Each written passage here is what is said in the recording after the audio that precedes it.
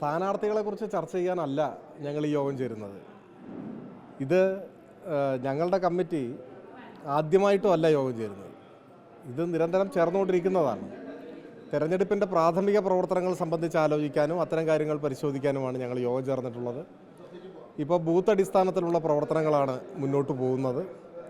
ഏത് സമയത്ത് തെരഞ്ഞെടുപ്പ് പ്രഖ്യാപിച്ചാലും തെരഞ്ഞെടുപ്പിനെ നേരിടാൻ സർവ്വസജ്ജമായിരിക്കുകയാണ് ഇവിടുത്തെ ഇടതുപക്ഷ ജനാധിപത്യ മുന്നണി. ആ നിലയിലുള്ള പ്രവർത്തനങ്ങളാണ് ഇപ്പോൾ പോകുന്നത്. സ്ഥാനാർത്ഥിയെക്കുറിച്ച് ഞങ്ങൾ ആലോചിക്കുക ഇലക്ഷൻ പ്രഖ്യാപിക്കുമ്പോഴാണ്. ഇപ്പോൾ നിങ്ങൾ തന്നെ റിപ്പോർട്ട് ചെയ്തതനുസരിച്ചാണെങ്കിൽ ഇതിനോടകം ഇലക്ഷൻ പ്രഖ്യാപിക്കേണ്ടതായിരുന്നല്ലോ. അപ്പോൾ ഞങ്ങളത് കേട്ട് അന്ന് സ്ഥാനാർത്ഥിയെ തീരുമാനിച്ച് പ്രഖ്യാപിച്ചിരുന്നെങ്കിൽ എത്ര നാളിപ്പോൾ സ്ഥാനാർത്ഥിയുമായിട്ട് പ്രചരണം നടത്തേണ്ടി വന്നേനെ. അപ്പോൾ ഞങ്ങളെപ്പോഴും സ്വീകരിക്കുന്ന ഒരു നിലപാട്, എപ്പോഴാണോ ഇലക്ഷൻ പ്രഖ്യാപിക്കുന്നത് ആ സന്ദർഭത്തിലാണ് സ്ഥാനാർത്ഥിയെ സംബന്ധിച്ച് ഞങ്ങൾ ചർച്ച ചെയ്യുകയും തീരുമാനിക്കുകയും ചെയ്യുന്നത്. ഇപ്പോഴും അതായിരിക്കും ഞങ്ങൾ സ്വീകരിക്കുന്ന ശൈലി.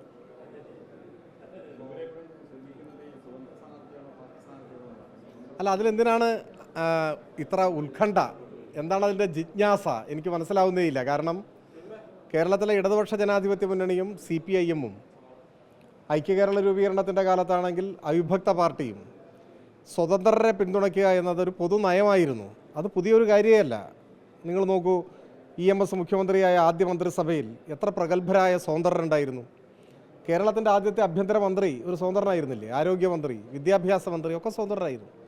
അതിന് തുടർച്ചയുണ്ടായിട്ടില്ല കേരളത്തെ അത്രയോ. നമ്മുടെ സമൂഹത്തിനും അത് വലിയ നേട്ടമായി. കേരളീയ സമൂഹത്തിന്, കേരള രാഷ്ട്രീയത്തിനും ഒരുപാട് പ്രഗത്ഭമതികളെ ഉപയോഗപ്പെടുത്താനായി അവരുടെ സേവനം നാടിന് ലഭിച്ചു. അതൊരു വലിയ നേട്ടമാണ്. അത് ഞങ്ങളുടെ ഒരു നയത്തിൻ്റെ ഭാഗമാണ്. മുഴുവൻ സമയ രാഷ്ട്രീയ പ്രവർത്തകരല്ലാത്തവരെയും തെരഞ്ഞെടുപ്പുകളിൽ മത്സരിപ്പിക്കണം, അവരെ ജനാധിപത്യത്തിൻ്റെ മുഖ്യധാരയിലേക്ക് ഉയർത്തിക്കൊണ്ടുവരണമെന്നത് ഞങ്ങളുടെ ഒരു നയമാണ്. ചിലത് പരാജയപ്പെട്ടിട്ടുണ്ടാവാം.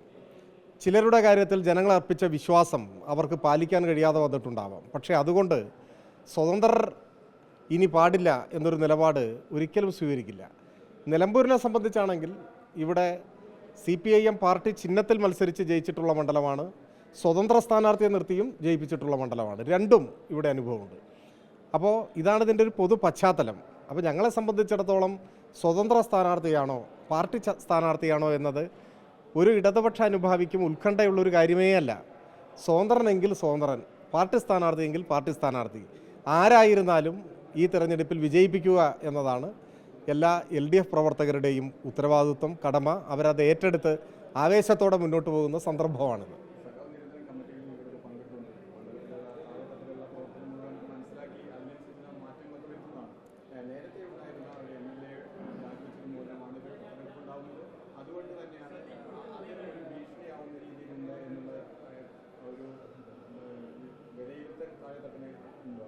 അല്ല, ഇവിടെ തെരഞ്ഞെടുപ്പ് ചുമതല പാർട്ടി നിശ്ചയിച്ചിട്ടുണ്ട്. അപ്പോൾ അത് പ്രകാരം ഞാൻ മാത്രമല്ല, ഇപ്പോൾ ഇവിടെ പാർട്ടി ജില്ലാ സെക്രട്ടറി ഇവിടെ ഉണ്ട്, പാർട്ടി സ്റ്റേറ്റ് കമ്മിറ്റി മെമ്പർ ഉണ്ട്, മറ്റു ജില്ലാ കമ്മിറ്റി മെമ്പർമാരൊക്കെ ഉണ്ട്. ഇതൊക്കെ വിവിധ ചുമതലകൾ നിർവഹിക്കുന്നതിൻ്റെ ഭാഗമായിട്ട് നിലമ്പൂരിൽ പ്രവർത്തനങ്ങൾക്ക് നേതൃത്വം കൊടുക്കുന്നതാണ്. പിന്നെ നിങ്ങൾ ചോദിച്ച പ്രത്യേക ഘടകമൊന്നും ഇവിടെ തെരഞ്ഞെടുപ്പിൽ പ്രസക്തമേ അല്ല. ഇപ്പോൾ ഇവിടുത്തെ MLA 5 വർഷത്തേക്ക് വിജയിപ്പിച്ചതാണ് ഇവിടുത്തെ ജനങ്ങൾ. അത് ജനങ്ങൾ അർപ്പിച്ചൊരു വിശ്വാസമാണ്. ആ വിശ്വാസം സംരക്ഷിക്കാൻ അദ്ദേഹത്തിന് കഴിഞ്ഞില്ല, കാത്തു സൂക്ഷിക്കാൻ കഴിഞ്ഞില്ല. അതിന് അദ്ദേഹമാണ് മറുപടി പറയേണ്ടത്. ഞാൻ വിചാരിക്കുന്നത് അദ്ദേഹത്തിന് തന്നെ ഇപ്പോൾ തോന്നുന്നുണ്ടാവും വേണ്ടിയിരുന്നില്ല എന്ന്. ഇപ്പോഴത്തെ വാർത്തകളൊക്കെ കേൾക്കുമ്പോൾ, നിങ്ങൾ റിപ്പോർട്ട് ചെയ്യുന്ന കാര്യങ്ങൾ കേൾക്കുമ്പോൾ നമുക്കതാണ് മനസ്സിലാക്കാൻ കഴിയുന്നത്. തെരഞ്ഞെടുപ്പിൽ അതൊന്നും ഒരു ചർച്ചാ വിഷയമേ അല്ല. കേരളത്തിലെ പൊതുവായ വികസന കാര്യങ്ങൾ, മണ്ഡലത്തിൻ്റെ വികസന കാര്യങ്ങൾ, നമ്മുടെ രാജ്യം നേരിടുന്ന വെല്ലുവിളികൾ, കേരളത്തോടുള്ള കേന്ദ്ര ഗവൺമെൻറ്റിൻ്റെ ശത്രുതാപരമായ സമീപനം, അതിനെതിരായിട്ടുള്ള ചെറുത്തുനിൽപ്പ്, മതനിരപേക്ഷതയ്ക്കെതിരായ കേന്ദ്ര രാഷ്ട്രീയ അധികാരം ഉപയോഗിച്ചുകൊണ്ടുള്ള ആക്രമണം, അതിനെതിരായ ഇടതുപക്ഷത്തിൻ്റെ പ്രതിരോധം, ഇങ്ങനെ എന്തെല്ലാം രാഷ്ട്രീയ കാര്യങ്ങൾ, അതൊക്കെയാണ് ഈ തെരഞ്ഞെടുപ്പിൽ പ്രധാനമായും ചർച്ച ചെയ്യപ്പെടുക.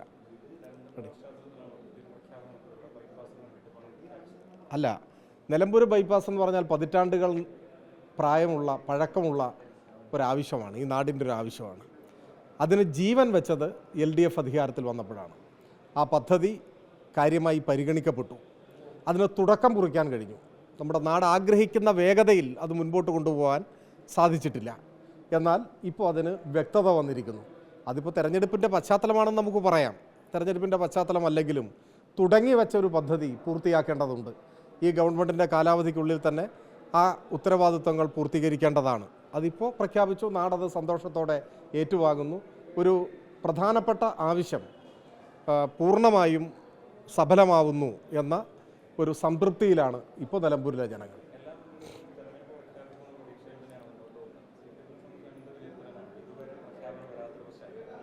അല്ല, തെരഞ്ഞെടുപ്പ് പ്രഖ്യാപനം ഇപ്പോൾ വരും എന്നാണല്ലോ നിങ്ങളൊക്കെ റിപ്പോർട്ട് ചെയ്യുന്നത്.